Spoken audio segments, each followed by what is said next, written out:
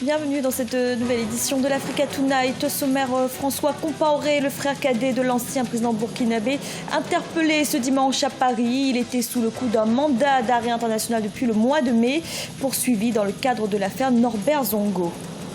La construction des champs pétroliers et gaziers de Sédigui est officiellement lancée au Tchad.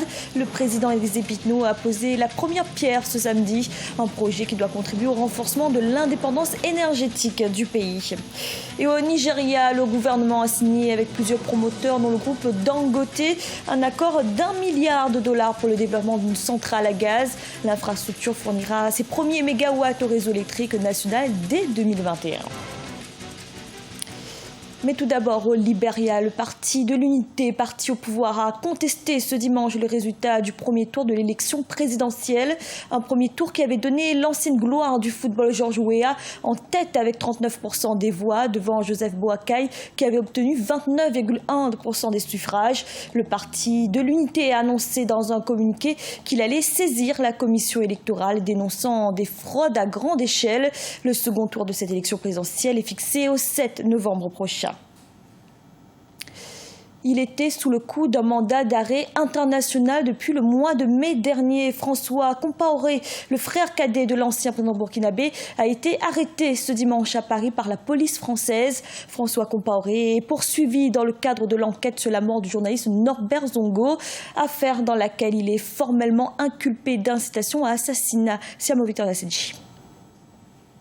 Visé par un mandat d'arrêt international émis par la justice burkinabé, François Compaoré, frère cadet de l'ex-président Blaise Compaoré, a été interpellé par la police française ce dimanche matin à l'aéroport Paris-Charles de Gaulle. C'est toujours dans le cadre de l'enquête sur l'assassinat du journaliste d'investigation Norbert Zongo le 13 décembre 1998, une enquête pour laquelle il est formellement inculpé d'incitation à assassinat. François Compaoré a été placé en centre de rétention à l'aéroport Paris-Charles de Gaulle et devrait être présenté au procureur.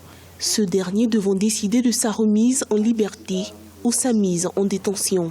Le procureur a ce qu'on appelle l'opportunité des poursuites. Et il va apprécier au regard des éléments de droit et des éléments de fait. Je crois que ça a même trop duré parce que depuis le mois de mai, M. François Compaoré savait bel et bien qu'il était sous le coup d'un mandat d'arrêt international. Ce dossier qui avait été à un moment donné l'objet d'un non-lieu, il a fallu d'ailleurs notre insurrection populaire pour qu'on puisse retrouver des éléments nouveaux à charge. Cette interpellation doit purement et simplement se couronner par son extradition pure et simple vers le Burkina Faso. L'un des avocats de la famille Zongo, maître Benewende Sankara, espère que ce mandat d'arrêt sera exécuté. Mais en cas de libération de François Compaoré, qui jouit désormais de la nationalité ivoirienne, celui-ci sera jugé par contumace par la justice burkinabé, précise maître Benewende Sankara. Un procès par contumace suppose si vous êtes condamné et qu'on vous appréhende, on vous envoie directement à la maison d'arrêt. Pour les avocats de la famille Zongo, il ne se fait aucun doute que François Compaoré soit l'instigateur de ce quadruple assassinat dans cette affaire tentaculaire d'assassinat du journaliste Norbert Zongo et de 3 autres personnes. En décembre 2015, plusieurs soldats de l'ex-régiment de sécurité présidentielle ont été inculpés. Ils sont actuellement détenus dans le cadre du traitement judiciaire de ce dossier. Dans l'actualité également, l'Algérie a abrité la première réunion du Forum mondial de lutte contre le terrorisme. Le ministre algérien des Affaires étrangères Abdelkader Messali a plaidé pour des mesures de contrôle renforcées aux frontières, mais également pour un soutien à la force du G5 Sahel. Sharon Kamara. C'est à Alger que s'est ouverte la première réunion plénière du groupe de travail du Forum mondial de lutte contre le terrorisme sur l'Afrique de l'Ouest. Un événement qui a réuni plusieurs hauts fonctionnaires et experts dans les domaines de la prévention et de la lutte contre le terrorisme. Il y a aussi une nécessité de parvenir à une définition commune du terrorisme, comme c'est le cas avec le crime organisé international. Il est nécessaire d'organiser l'échange d'informations et de données, de renforcer la coopération judiciaire régionale et internationale. Il est impératif de travailler ensemble au tarissement des multiples sources de financement du terrorisme dans cette région de l'Afrique de l'Ouest. Les participants ont également évoqué la mise en place de la force du G5 Sahel qui tarde en raison d'un manque de moyens financiers et matériels de l'organisation. Cette force panafricaine a pour ambition d'agir contre les groupes armés qui sévissent en Mauritanie, au Mali, au Burkina Faso, au Niger et au Tchad. Le ministre algérien des Affaires étrangères a voulu alerter la communauté internationale sur la nécessité de contribuer au développement de la force du G5 afin que le risque terroriste ne s'étende pas au-delà des frontières du Sahel. Pour lutter contre le terrorisme, effectivement, le ministre des Affaires étrangères n'est pas passé par un langage diplomatique fermé. Il voudrait ici envoyer un message fort aux puissances occidentales et à ceux qui veulent lutter contre le terrorisme à l'effet d'être assistés. Je crois que ce n'est qu'à ce prix que le G5 peut s'en sortir et par conséquent, les autres parties du globe. Lors de cette première réunion plénière du groupe de travail du Forum mondial de lutte contre le terrorisme sur l'Afrique de l'Ouest, le ministre algérien des Affaires étrangères est également revenu sur l'importance d'une réelle coopération en matière de sécurité frontalière. La question des jeunes et des opportunités qui s'ouvrent à eux sur le continent a également été posée. D'ici la fin 2018, le pétrole coulera au Canem. Ce sont les mots du président tchadien Idriss Déby Itno. Le chef de l'État a lancé ce samedi les travaux des champs pétroliers et gaziers de Sédigui, un complexe qui comprend une usine de raffinage du pétrole et de traitement du gaz. Et les retombées de ce chantier devraient profiter en premier lieu aux populations locales. Reportage de notre correspondant Mahamat Ramdam. Au Tchad, le chef de l'État Idriss Déby Itno a procédé ce samedi 28 octobre 2017 à l'ouverture de la construction des champs pétroliers et gaziers de Sédigui, une localité située à l'ouest du pays.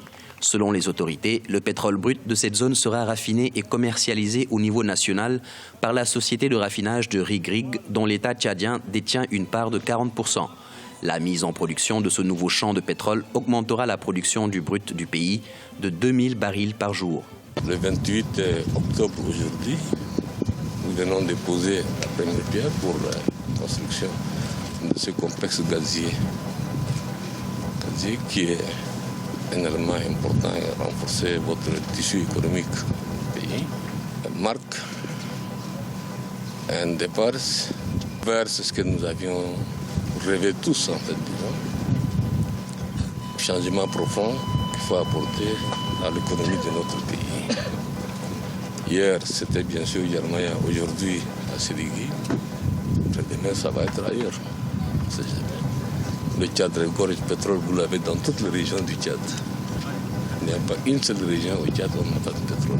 Selon la Société des hydrocarbures du Tchad, l'installation des industries de raffinage et de traitement de gaz et la commercialisation des produits dérivés de ce champ pétrolier de Sédigui va créer plusieurs emplois directs et indirects au profit des jeunes Tchadiens. Nous aurons des industries de pointe en raffinage, mais aussi en gaz, traitement de gaz, qui existent très rarement en Afrique, ici à Sédigui, et qui vont créer beaucoup d'emplois industriels et aussi des emplois qualifiés et non qualifiés ici sur la place de Sédigui et tout au long des centraux où il y aura des centraux. Donc l'impact est quand même assez important.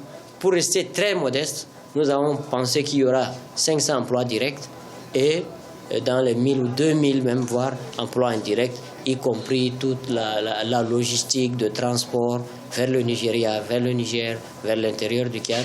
Situé à 350 km au nord-ouest de N'Djamena, l'exploitation du champ pétrolier de Sédigui est un vieux rêve de plus de 40 ans qui se concrétise. Ce site pétrolier a été découvert en 1975 sous le régime du premier président tchadien, Ngarta Tombalbaye. Il s'étend sur une superficie de plus de 29 km². C'est un nouveau méga projet énergétique qui prend forme au Nigeria. Plusieurs promoteurs, dont le groupe Dangote, ont signé un accord avec le gouvernement pour la construction d'une centrale à gaz. L'infrastructure devrait fournir 540 mégawatts au réseau électrique national. Coût du projet, $1 milliard. Marcel Fabamaroun. Le groupe Dangote a signé avec Black Rhino Group et la NNPC, Nigerian National Petroleum Corporation, un accord relatif à la construction d'une centrale à gaz de 540 MW dans la localité de Ka-Iboe, située dans l'état d'Akwa Ibom, au sud-est du Nigeria. Sa mise en place coûtera plus d'$1 milliard et devrait fournir ses premiers mégawatts au réseau électrique national dès 2021. Un accord de rachat de l'énergie produite par la centrale a d'ailleurs été signé par les investisseurs avec la NBET, Nigeria Bulk Electricity Trading, et le ministère des Finances. Le groupe Black Rhino et le groupe Dangote se sont associés pour développer des projets de transformation tels que la centrale électrique de Kwaibwe, en comblant l'écart entre la capacité de production du Nigeria et l'énergie nécessaire pour soutenir la croissance économique. Nous soutenons la croissance industrielle future du Nigeria. Ce projet implique également la construction d'une ligne de transmission de 58 km pour acheminer l'énergie qui y sera produite. Les autorités nigérianes assurent que cette ligne reliant Ikot-Ekpene à Ikot-Abassi, actuellement en construction dans le cadre des projets énergétiques nationaux intégrés, pourra aussi effectuer le transport de la production de la centrale de Ka-Iboe, un projet doté d'un impact socio-économique réel sur le Nigeria.